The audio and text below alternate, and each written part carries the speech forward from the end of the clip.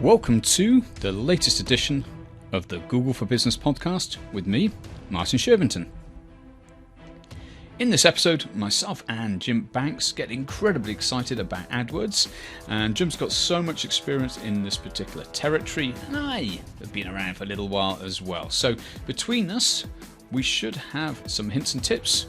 I always say hints and tips, but you know what I'm saying. We should have some views and guidance, should we call it that, to help you and your business, and if you're a consultant, probably something in there for you as well.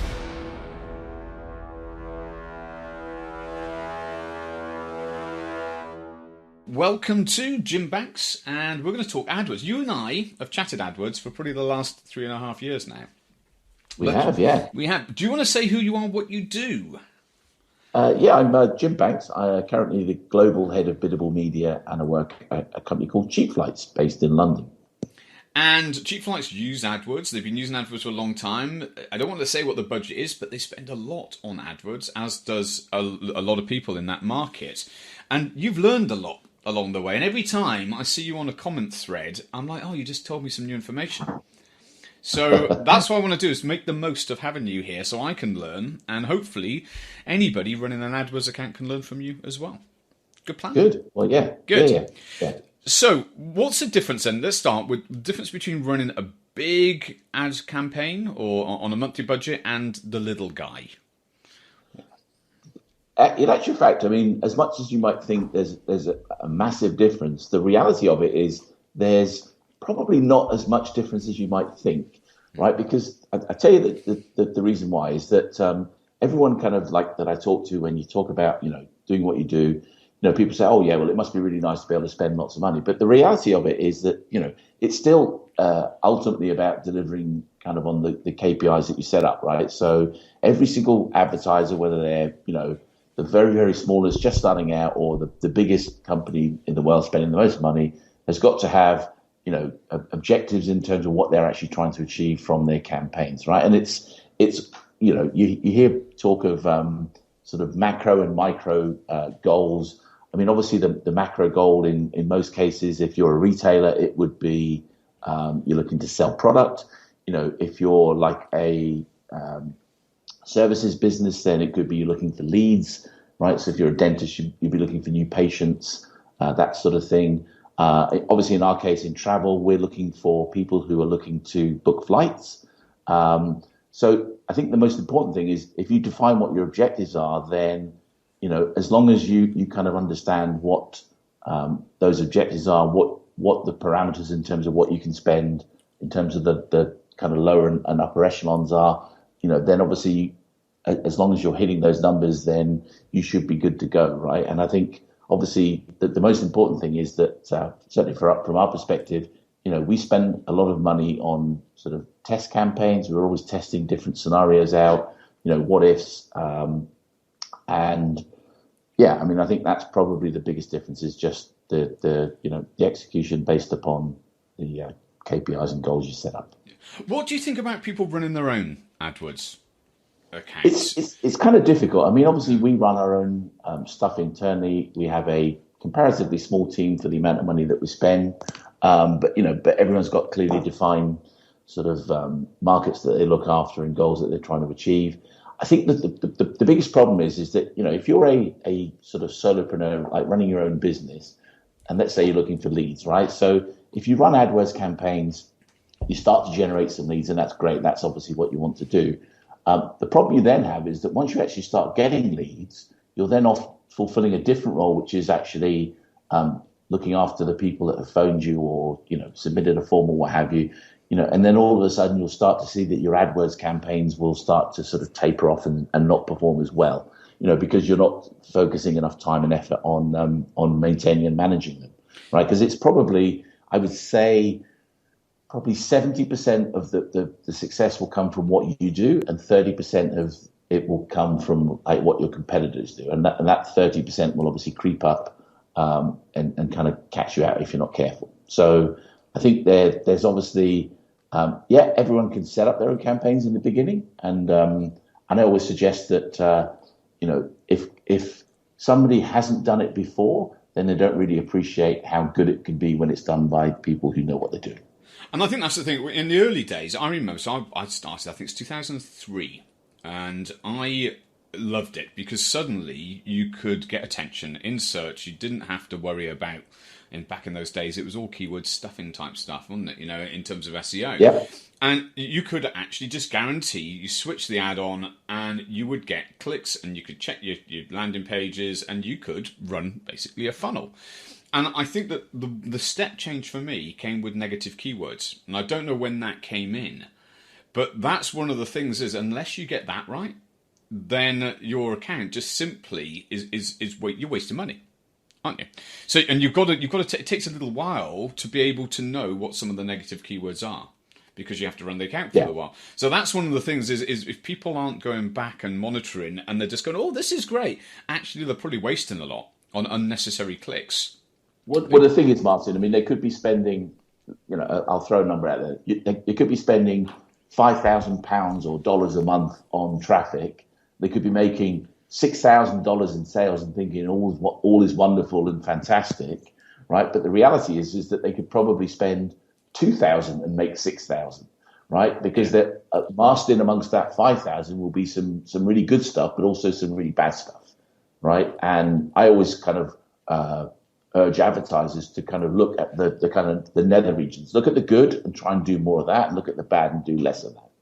Well, let's talk then a little bit. Let's give people some tips in terms of connecting the dots within the Google ecosystem. AdWords, analytics, website. What have people got to do? How have people got to get it set up so that they know what's going on? Well, I don't know who the great philosopher that said it once was, but I'm going to kind of just say, well, whoever it was, it's a great saying. But the saying is, if you don't measure it, you can't manage it. Right. And I think for me, one of the most important things is you need to get your analytics put in place right from the very beginning. Right. I always look at people's analytics before I look at their AdWords, because I think, underlying kind of, the traffic. I mean, the traffic is the traffic, and you can buy keywords and spend money, and that's all well and good. But if you have a poor landing page, or like the conversion funnel isn't kind of properly defined and there's lots of leakage in it, right, then all you're going to be doing is just spending your money inefficiently, right? And I would suggest that people don't spend money if you're going to waste it, right? So a lot of the time it'll be, if the analytics is not in place, and it does, I mean, obviously Google Analytics is free. They do have a premium version which gives you kind of more information, but I think the free version for the large majority of advertisers is more than sufficient to kind of meet your needs. And I would definitely suggest that you need to kind of put analytics in place as the foundation of everything, before you actually start spending any money. And obviously, if you are spending any money and you haven't got analytics set up in a robust way, then I would probably revisit some of that before I look to try and scale your campaigns. So I think this is a really good point, is that, and I recommend this to people, is spend $1,000 or even less than that and actually test before you look to scale. But the test is, do people want to buy your product? Does the page that you have help people buy your product, whether it's buy on site or whether it's generate a lead and then you sell on the phone? But the fundamental thing, even before the analytics, I think, Jim, is, have you got something that people want to buy?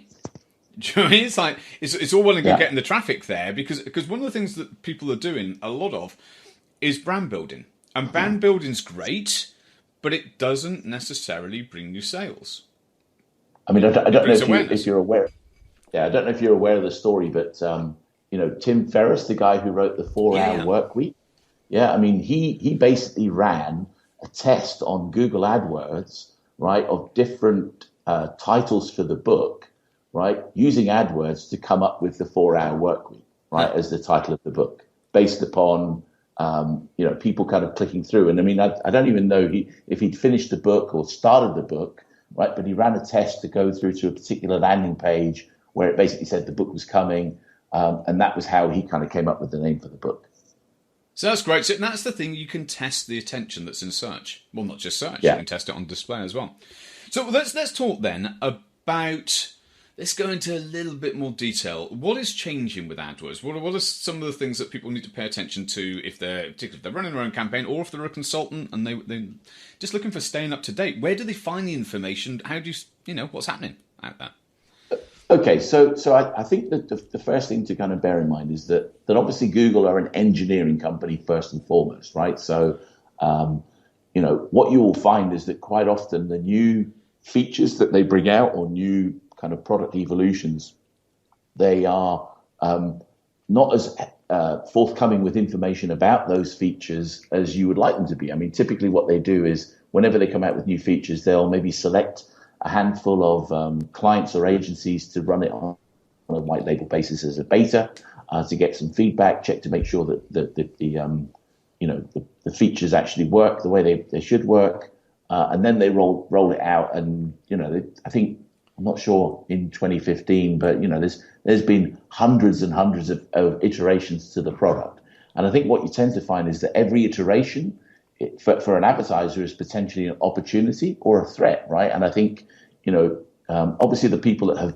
participated in the beta, and certainly Cheap Flights, we participate in quite a few of the betas that Google come out with, is we're able to kind of analyze the effects of things, in a more kind of controlled environment when there's less competition and everything else. So we can actually say, well, this is going to be really good, or we can say, well, this potentially could be really good for some of our competitors, and this is what we need to do as to try and combat that.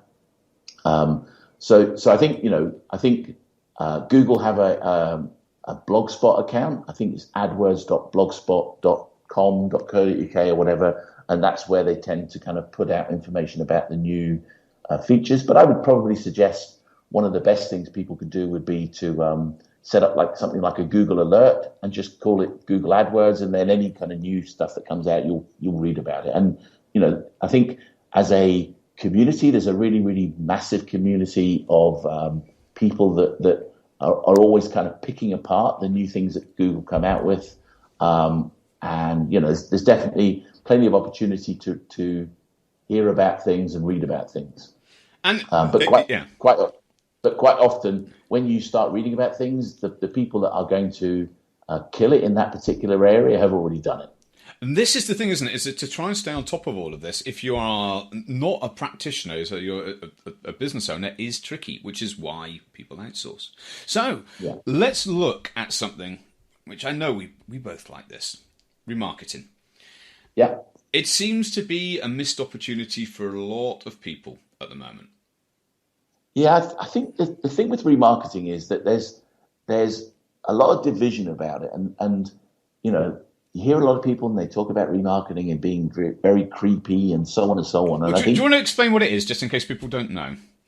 Okay, so basically remarketing gives you the ability to kind of continue a conversation with people that you may have started on your site, right? And you can then continue that conversation. So a practical example might be, let's say you sell tennis shoes, right? And somebody comes to your site and you sell tennis shoes, and they get to a certain point in your checkout process. Let's say they put a nice pair of white, Bjorn Borg tennis shoes in their basket, right? And then the phone rings and they go off and do something else, and for whatever reason they just kind of abandon the cart, right? With remarketing, what you can do is you basically say, people got to that stage in my process.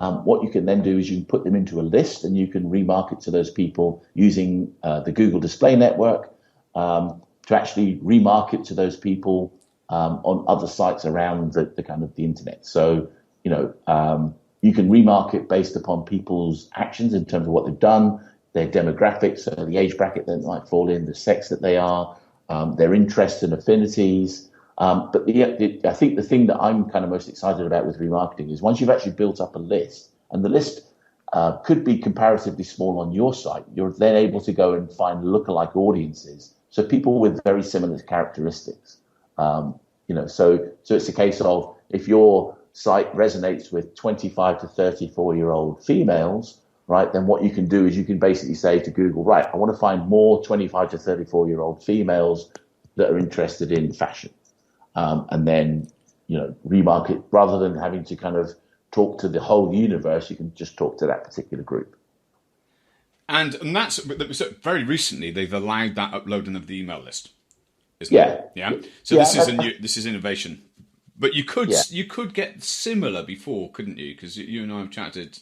There's a way, even though that email list is awesome. So just to explain everybody, so if you built your own email list via, for instance, newsletter, you can upload it and you can see the demographics. The analysis happens within AdWords, and you can then target those people. But you can also then, as Jim says, target others. But there was another way before. What was the comparison?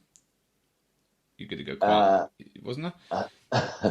Well, I mean, Facebook have had the capability of uploading the email addresses. But what we were doing kind of prior to the usage of that is, if you use referral strings in your URLs, right? What you're able to do is you're able to kind of identify people in analytics. So we've created custom segments for lots and lots of different things. So again, that's the way, right?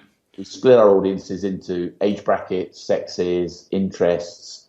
In our case, we're looking at like origins and destinations. How many people are traveling, et cetera, et cetera. So we're able to kind of overlay that segmentation on the actual information that we have, and then create a list from that. Yeah. The thing is, I know people listen to this and we go, "Crikey, Moses!" There is so much to it. It's science, isn't it? It's mathematics. And there's a process that you can follow. The trouble is, it's not let's put an advert in the local paper and hope for the best type stuff. It really has gone so far for people now that you can measure the return on your investment. And I think if you look at it, Martin, I think the reason that there's been a lot of this kind of negative publicity about remarketing is people say it's creepy, and the reason that they find it creepy is that the advertiser has done it wrong. Right. I think if you actually look at it and you look at the properly executed remarketing campaigns, they actually make a lot of sense, right? Because in the case of it's not always just for abandoned carts. It could be for cross sells or upsells, right? So in our case, it's a case of once somebody's actually said, okay, I want to book a flight. The logical thing would be, okay, now that they've got a flight, they probably need hotels. They would need other things as well, right? So we're able to kind of remarket to those people to give them the things that they may have forgotten as part of their the trip that they're going to take. And it sustains a relationship. I'm thinking that it's a bit like dating. I'm sure we can make it like dating.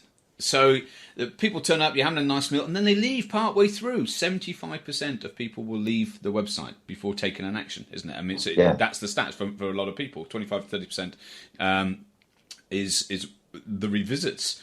So in a way, remarketing, not knocking on the person's door. Don't take it away from me, Jim. Knocking on the person's door with a bunch of flowers, and it's like, whoa, is that too much? You know where I live? That's just a bit weird. So you've got to do it in a way which is, oh, look, I happened to bump into at the coffee shop that you live around the corner to, or whatever.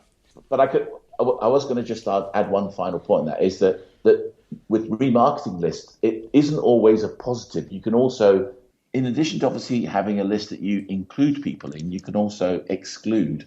So let's say you have a I was talking about my Bjorn Borg trainers that you might sell for £100.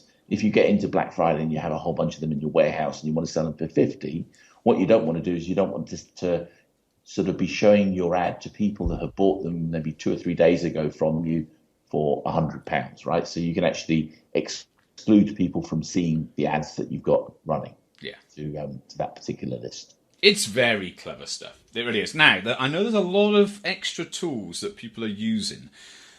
Let's talk third party then. Yeah. What do you use? What do you recommend? What do you think people ought to be taking a look at? Well, again, it comes back to, depending on what your budget is, there are lots and lots of tools out there.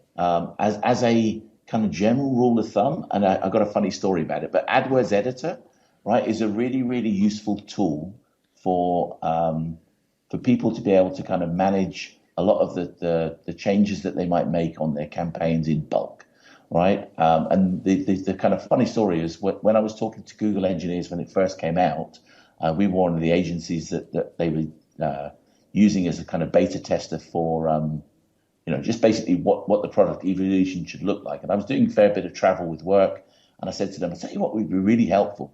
Can you give me the ability to download my accounts into a system so I can make changes when I'm on a plane, and then when I get to the other end, I can upload the changes to the system? And they went, Yeah, that's a really good So idea. you invented AdWords Editor. Let's just So say. I was part of, yeah, that was me. It was my idea. They stole it from me. No, but it's a great tool, and obviously it's evolved quite a bit. You know, and I think it's on version 11 or something like that. So yeah, it's definitely been a useful tool, totally free. You then kind of move into some of the other tools that you could use, and there's an awful lot of tools. I mean, you could probably spend, tens of thousands of pounds on a monthly basis just on tools, right? But certainly the one that we use here, we use SEM Rush for some of the kind of keyword research and competitor analysis that we look at. Yeah. What we try and do as a business is we try and look at kind of overlap between our SEO strategy and our PPC strategy, and also how that kind of fits in terms of competitors, right? And SEM Rush is a really, really good tool for doing stuff like that. We use a tool called Optimizer, and that's OPTMYZR. I actually had lunch with Frederick Valles, the guy who used to be a Google evangelist, an employee at Google for probably 10 years. And he left to kind of set up this system. And basically what it does is it uses APIs to give you the ability to kind of manage your campaigns in a more granular way. You can use labeling and things like that to segment the keywords into a kind of more logical way. So rather than having kind of create a campaign that says, my top 10 keywords, you can just use a label that says my top 10 keywords, and then you can kind of filter within the system to, manage those in a separate way. Great. What about Supermetrics? Supermetrics, I love Supermetrics.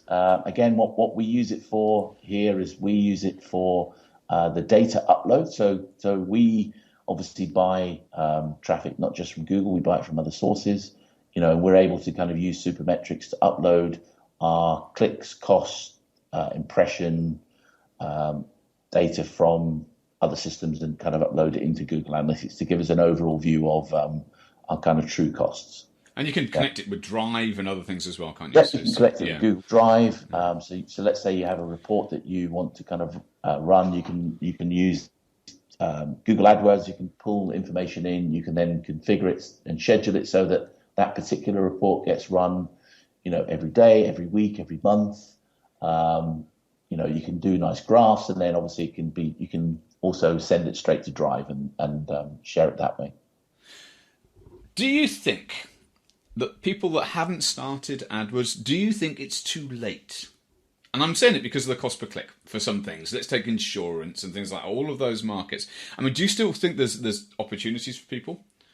Yeah, I think there's immense opportunities. I think that there's been a fairly radical shift in the last 18 months, 2 years. I mean, I think just over 2 years ago, Google introduced something called enhanced campaigns, because it used to be that the savvy advertisers had different campaigns running for desktops, tablets, and mobiles.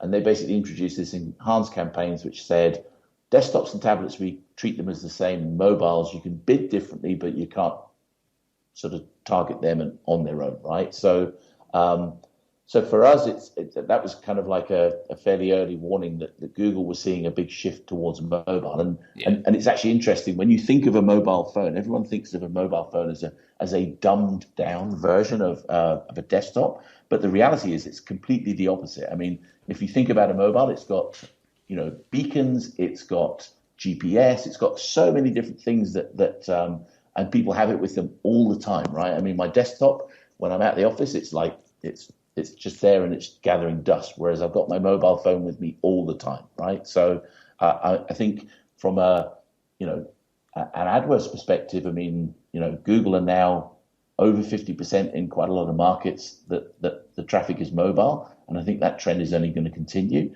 right? And I think what you'll have sort of desktop will almost become like the poor relation. I think that the challenge is going to be how more people convert on mobile, because I think that's the biggest challenge. But yeah, I don't think anyone that sort of wants to start out now is going to be too late to the party. I just think it's a case of it is more competitive, and that's obviously going to, I think a lot of people, if they try and do it themselves, they'll just fail because they don't understand what they need to do at the beginning, right? Whereas I think if you work with an experienced agency or a consultant, then they can help you prevent the mistakes that most first-time advertisers make. It's a big learning curve, isn't it? I think It is. Well, what about local then? Where do you think? Because obviously we've got mobile, tremendous focus Google have got on local, Google My Business. We've got the pack changing on a desktop. We see on a mobile the ads are appearing very often above the results for local businesses. What are you using that within how are you using local information? Are you targeting like on a town basis or? Yeah, I mean, certainly for us, I mean, geography is a big part to play, right? So, because we're working primarily with people that are looking to fly, right? Their proximity to certain airports will obviously make them more or less important, right, in terms of value, right? And one of the things you can do with geography is you can say, okay, if people live within a sort of 5-mile radius of X point, and that could be a postcode, it could be a city center or something like that, you can. I want to kind of bid more for those people because of their proximity to my particular location, right? And again, that tends to kind of like play itself more onto mobile, right? Because quite often with mobile phones, like I live about 12 miles away from my office, right? So when I'm at home, then people can be sort of targeting me based upon my geographic location when I'm at home. But when I come to work, people can be targeting me based upon my location in terms of my office. Yeah. Does that make sense? It does. What I find interesting, so I was going down a local because, I've done a project for the last year around Google Local and for businesses appearing. What's fascinating, Jim, is the map. We all have to create maps of these things. And what you're talking to really is location. I started off talking about local and you're talking about location. But for a business owner, they've got to go out and they've got to map the territory. They've got to understand the user. They've got to understand search to some extent. They've got to understand how the ads are going to be delivered, who's going to see it. And all of that becomes conceptual. All of it's in their head because you can't just go, well, these are all of the factors laid out in front of you that are going to make a difference to that person eventually clicking. Yeah. So this is why it's a learning curve. It's huge. I mean, AdWords changed advertising for me. I mean, I don't know if I've ever told you this, but when I did law and business, I did marketing in the first few years, and you'd learn about the 4 Ps, and that would be just about it. You know what I mean? Yeah. This is 20 years ago. And when AdWords came along, I looked and just went, crikey Moses, you can turn this into what I then did, which is organisational psychology, into a method. You can look at cost of acquisition, you can look at a cost of a conversion, you can look at the value of each of the keywords and which ones are converting and ramp up the budgets. And suddenly we've got this thing. And I think that when you add in your knowledge and understanding, you start adding in location, you start adding in different behaviours on devices and all of that, it's complex, it's huge. But also, Martin, I mean, I know that we're obviously talking about primarily, people going to your website, right? But again, in a lot of cases, the local advertising that is done is to drive footfall to your store, right? Yeah. Or phone calls, yeah. Or phone calls, yeah, right? And obviously, if you don't have a website or you want to use your Google My Business page as your kind of like your shop window, right, to get people in. I mean, you can have your opening times. People will be able to see reviews of your stuff in terms of what you've done. So you'll be able to kind of build up some social proof as to why people should come to you. If they're on their mobile phone, they can actually get directions, right? And that'll open up Google Maps and they can walk to your shop, right? Based on their proximity, right? I think that the biggest challenge is, what a lot of advertisers are failing to do is they're failing to kind of like join up the offline and the online world, right? Yeah. And that's where, the use of things like coupon codes and QR codes and everything comes into play. It helps you to kind of close the loop, right? Yeah. But obviously, Google are getting a lot smarter with closing that loop because if you're on your mobile phone, right, they have first-party data based upon your GPS location, right, to actually know that you're in that shop, right? And they're obviously able to kind of then close that loop and say that conversion took place because you're actually in the shop. Yeah. It's getting smart. Okay, seller ratings. I want to touch on this because it's coming up.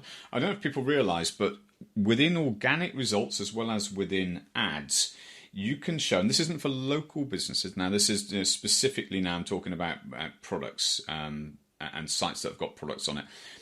seller ratings are the function, if I'm right, Jim, that allows for the stars, which is the ratings, the reviews are the text, the ratings to appear sometimes in search, but it's making a difference potentially for people on click-through rate. Is that a reasonable summary of it? Yeah, I mean, I think that the kind of principle behind it is that if you're in the top two or three positions, I mean, Google kind of change around what the landscape looks like. Typically, there's always two, sometimes there's three. What they will do is they will include the seller ratings, right? So if you're selling a particular product or you have a service that you provide, right, then the ratings that you get from third parties can be shown as kind of like an indication as to again, it just goes back to its social proof, right? So typically it would be, a service like, say, Trustpilot or Review. They're third parties, they're impartial sort of providers. I mean, Google bought a few years ago a company called Zagat, right? And Zagat was the kind of company that they used for their own review system, because then that way they had everything in the Google ecosystem. But yeah, so people, you can include the star rating. I think as a kind of general rule of thumb, they'll only show the stars if you're in the top sort of two or three positions, but also if you have more than 30 reviews. So that's kind of like the benchmark that you need to get to. But if you're in a service business and your competitors are kind of nearby, then it's quite often the thing that will get them into your store versus your competitors. Yeah, because they'll also show potentially on sites like Yelp that have got them and TripAdvisor and so on. But this actually puts it into your control that your site can show those reviews by using something like Trustpilot. So, excellent. Okay, so what else have we got in the AdWords landscape? We haven't really touched on display to the same extent. Do we want to touch on display? Again, I think display is a fairly interesting kind of space. I mean, Google are doing a lot of stuff now with what they call dynamic search ads. So rather than you having to kind of go and talk to a designer and say, I need you to create me these 5 different sort of banners, what you can actually do is you can say to Google, I want you to kind of just create ads, and this is the landing page I want them to go on, and they will actually create the banners in all of the different sizes for you. Yeah. Right. So it's reduced the kind of friction between actually running display ads or not. Right. Yeah. And I think a lot more of the ads that you'll see kind of in the future, because HTML5 is now kind of kicking in and flashes on its way out, I think you'll see a lot more interaction with ads. Yeah, so you'll get these expanding ads and ones that you can interact with, and they'll pull in data. So you can have one ad that you set up, and depending on what time of day it is, it'll say, here's this morning's offers, here's this afternoon's offers, here's this weekend's offers, et cetera, et cetera. That's the thing that you've got in your head so well, and that people don't realise, is that you can go to that granular detail of thinking, when a person looks for something in this location at this particular time, they can receive this ad, as opposed to a blanket, hey, I've got this thing, do you want it? And I think that's where a lot of people are at with AdWords, is simply looking at it from a product point of view, not looking at it from a consumer or potential customer point of view. Yeah, because like I said, I mean, it used to be we could do all the things that Google have introduced now with some of these kind of new feature sets, right? But they used to be massively time consuming, and quite often the return didn't justify the time that it would take to set them up. Yeah. Right. Whereas I think what Google are trying to do is they're trying to make it much, much easier for advertisers to give their users a good user experience. Right. So, if the ad itself is talking to somebody based upon their location and everything else, then, and again, a lot of it will be pulled in without having to kind of do anything, right? So things like the weather, right? I mean, I recently went to Las Vegas to speak at a conference, and for the first time I've ever been there, right, the weather was dreadful. It was raining, and I was like walking around thinking I'm going to get wet, right? And the people that normally stand on the bridges selling bottles of water, right, they were selling umbrellas, right? And obviously they were able to take advantage of the fact that they could look up to the sky and see that it was raining, right? But I think a lot of places that like AccuWeather, I mean, they do billions and billions of API calls every single day where people like savvy advertisers are actually going, if the weather is, doing one thing, then this is what the kind of buyer behavior is likely to be, right? So if you're involved in dating and the weather's beautiful outside, then most of the people that you're looking to target are going to be outside. They're not going to be sitting at home at a computer. They're going to be out and about, right? So you need to go, I need to move my campaign from a desktop to a mobile, because that's where my audience is going to be. And you gave me this example, which is, and if it's raining on a Wednesday afternoon, then a cinema could say, hey, rainy day, why don't you pop by and watch the latest whatever movie?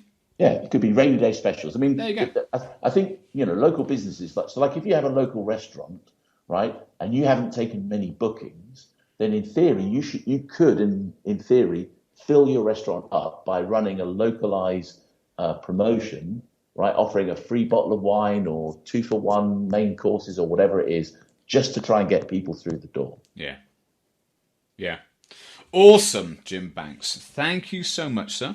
That was a great run through, and I hope to speak to you again on the Google for Business podcast coming up soon. Good. This is Martin Sherrington. Thank you for listening to the Google for Business podcast. See you next time.